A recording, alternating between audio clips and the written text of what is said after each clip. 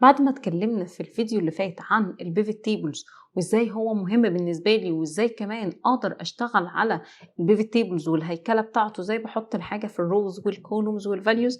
بس احنا ما جربنا المره اللي فاتت كان اي كولوم عندنا بدخله في الفاليوز كان بيعمل عليه سمشن. طب لو انا عايزه اجيب الافريج، اجيب الماكسيموم، اجيب المينيموم، اجيب الكاونت الحاجه، هل ينفع؟ ينفع. تعالوا نجرب مع بعض.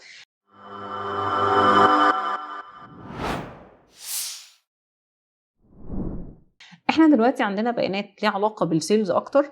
عندنا الرو اي دي زي برايمري كي كده للجدول بتاعي، اللي هو بيكون الحاجات اللي بتبقى يونيك اللي ما بتكررش عندي. لكل اوردر ليه الاي دي بتاعه، الاوردر ديت، الشيب ديت، الشيب مود.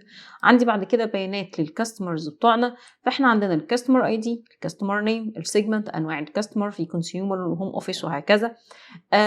البلد احنا شغالين كلها في اليو اس، السيتيز، الستيت، البوستال كود، الريجنز.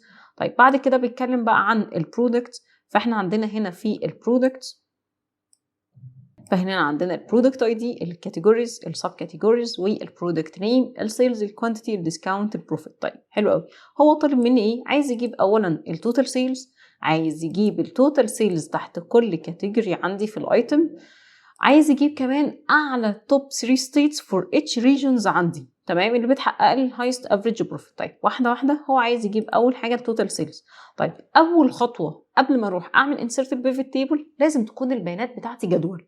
فهقف في اي مكان في البيانات هنا في الرينج اوف داتا بتاعي، وهروح اقول له اعمل لي انسيرت تيبل. هقول له اعمل لي انسيرت تيبل او كنترول تي او من الهوم فورمات اس تيبل، يعني عندنا حلول كتير. فهروح اقول له اعمل لي كنترول تي وادوس اوكي، اتاكد ماي تيبل هاز هيدرز وادوس اوكي. فكده حول البيانات بتاعتي لجدول. فاحنا بعد ما حولنا البيانات بتاعتنا لجدول، انا عايزه اجيب التوتال سيلز، الافريج سيلز، الماكسيموم، المينيموم، والكاونت. طيب ده كنا بنعمله ازاي؟ باستخدام الفانكشنز بتاعتنا العاديه، البيزكس فانكشنز، السم والافريج الماكس والمين والكاونت. طب لا، انا عايزه استخدمها بالبيفت تيبلز، لان دي فانكشنز اصلا بيلت ان في البيفت تيبلز. هروح اقف كده عند التيبل بتاعي، هروح اقول له انسرت بيفت تيبل، وهيدخلها لي تمام ماشي في نيويورك شيت.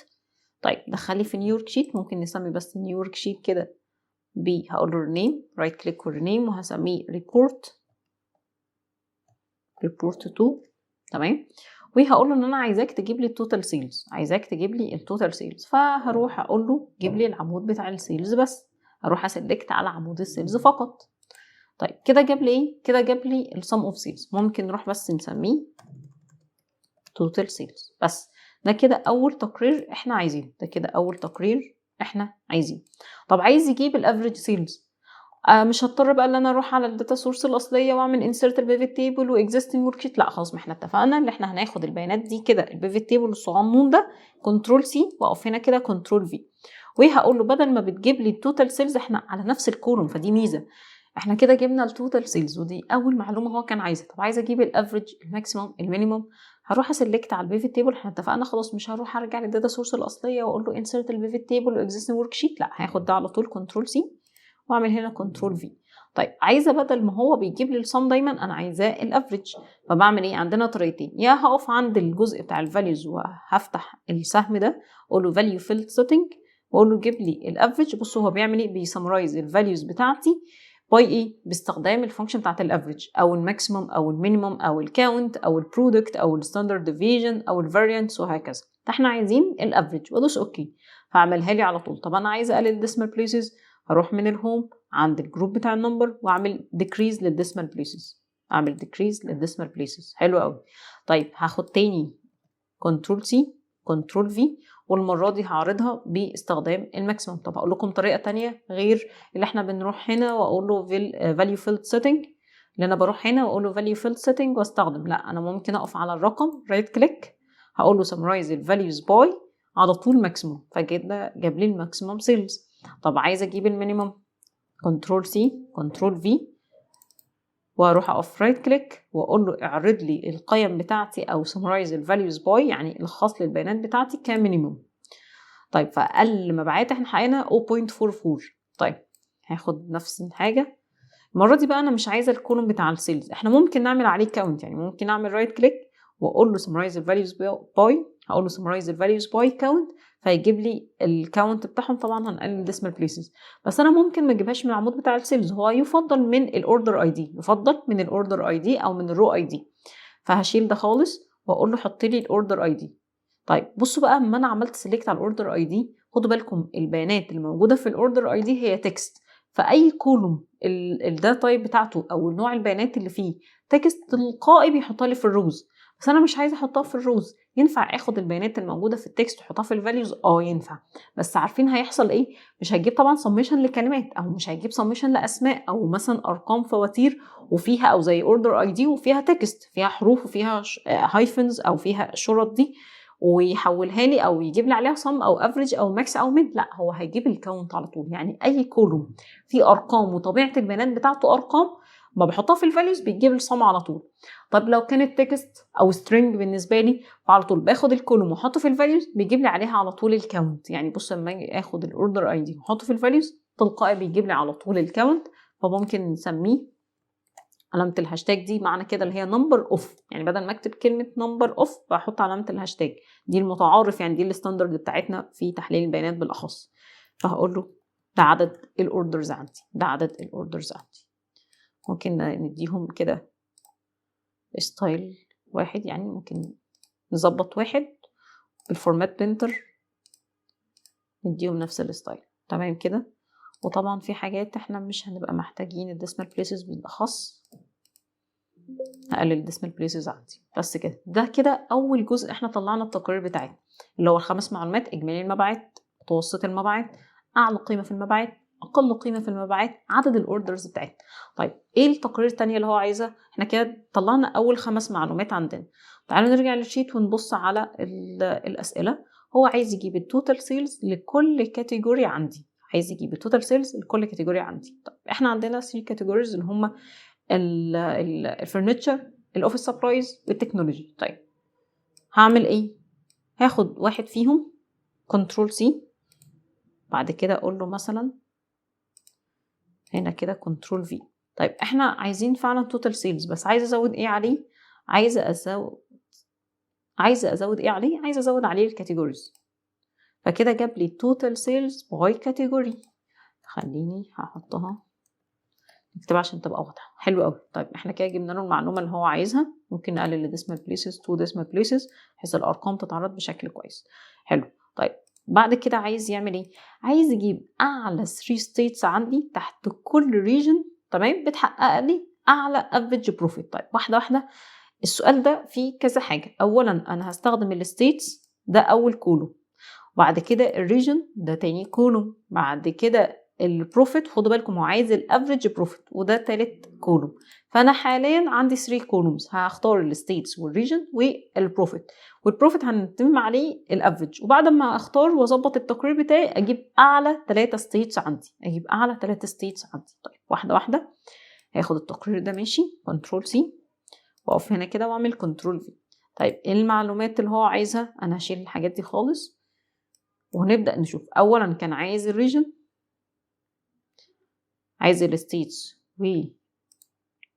والريجنز، وعايز البروفيت. طيب أنا كده عملت سلكت على الحاجات اللي هو عايزها. طيب تعالوا بقى نبص على التقرير ده كده واحدة واحدة.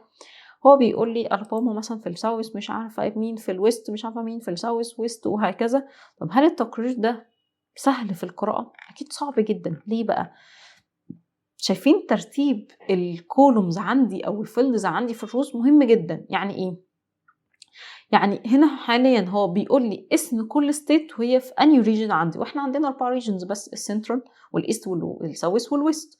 فهو دلوقتي حاليا كل ستيت عندي، احنا عندنا ستيتس كتير، كل ستيت عندي بيقول لي هتبع انهي ريجن. طب ما الاسهل اخلي ريجن هي اللي في الاول، يعني امشيها بفكره الهيراركي، ليفل 1 بعد كده ليفل 2. فانا دلوقتي في السنترال كل دي الستيتس بتاعت السنترال. طيب ده كده ده كل الستيتس بتاعت الايست، وبعد كده ده كل الستيتس بتاعت الساوث، وده بعد كده دي كل الستيتس بتاعت الويست، وفي الاخر خالص جاب لي الجراند توتال. فكده شكل التقرير بقى افضل.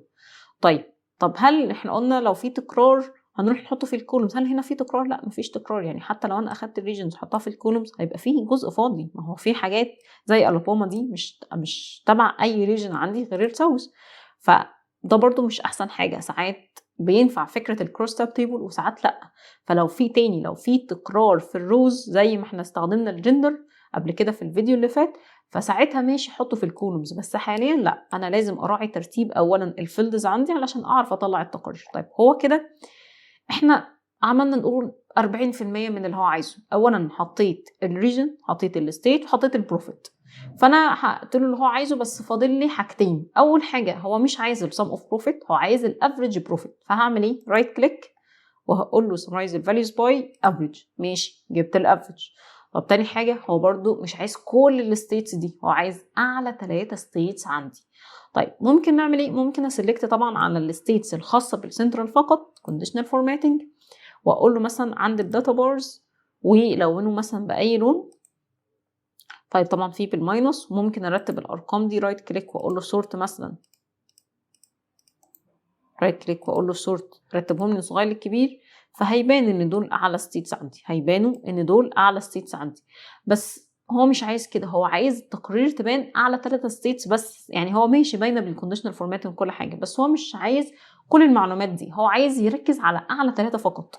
فازاي بقدر اقول له اعرض لي اعلى 3 فقط؟ فكده دي فلتره، انا عايز افلتر البيانات بتاعتي واعرض له 3 بس، والباقي يتعمل له هايد، انا مش محتاجاهم. فبعمل ايه بقى؟ بقف على اسماء الستيتس. خدوا بالكم نقف صح، لان الوقفه بتفرق. يعني مثلا حاليا لو انا واقفه عند السنترال وقلت له اعمل لي فلتر وجيب لي اعلى 3، غير اما هقف على اسماء الستيتس عندنا. فانا دلوقتي هقف على اي اسم ستيت في اي ريجن عندي، ورايت كليك واقول له اعمل لي فلتر، اعمل لي فلتر. خدوا بالكم انا بفلتر عند الاسماء مش عند الارقام. فانا دلوقتي عايزه اعمل ايه؟ انا عايزه اعرض اعلى 3 ستيتس عندنا، فبقف عند اسماء الستيت مش عند الارقام، واعمل رايت كليك واقول له من الفلتر اعرض لي توب 10. وهو هنا متبرمج اللي هو بيعرض التوب و10. طيب انا في الشو ممكن اقول له بوتوم. يعني احنا ممكن دلوقتي نعمل تقريرين، مره اعرض له اعلى 3 ومره اعرض له اقل 3. طيب ونعمل زي كومباريزون ما بينهم يعني. فهقول له توب، بعد كده انا عايزه اعلى 3 فقط وادوس اوكي. فكده جاب لي اعلى 3 ستيتس عندي في كل ريجن عندنا. طيب حلو قوي. فكده بصوا حتى علامه الفلتر موجوده. طبعا ممكن الكونديشنال فورماتنج ده نغيره مثلا، اخليه مثلا بلون تاني، واقوله دبل كليك كده واعملها لكل ريجن عندنا، بحيث برضو يبقى انديكيتور كويس مين اعلى مين اقل وهكذا. تمام. حتى بصوا احنا لما عملنا قبل كده سورت من الصغير للكبير، عمل سورت لكل ريجن لوحده. طب انا عايزه من الكبير للصغير، هتلاقوه بيعمل على كل ريجن لوحده مش على الكل. تمام، لان كل جروب لوحده. فدي ميزه كويسه على فكره جدا في البيفت تيبلز. طيب زي البيفت تيبل ده بالظبط، احنا كده خلصنا اللي هو عايزه. بس انا عايزه اعرض البوتوم مش التوب. يعني انا هنا ممكن اقول له ده التوب 3 ستيتس بس، وده الافريج بروفيت. ممكن الافريج بروفيت تختصروها بالفكره دي، افريج بروفيت. حلو قوي. طيب تعالوا بقى، انا هاخد نفس البيفت تيبل ده كنترول سي واعرضه هنا كنترول في، وبدل ما كان بيعرض لي اعلى 3 انا عايزاه يجيب لي اقل 3. طب هعملها ازاي؟ هقف برضه عند الستيتس واقول له رايت كليك واقول له فلتر واقول له توب 10. بس المره دي مش توب، هيبقى بوتوم بس. يبقى انا غيرت بدل التوب يبقى بوتوم، وهغير طبعا كلمه توب دي هخليها بوتوم. فاحنا حاليا مثلا ممكن نغير الكونديشنال فورماتنج، واروح اقول له من كونديشنال فورماتنج عند كلير رولز اعمل لي كلير للكونتنت ده.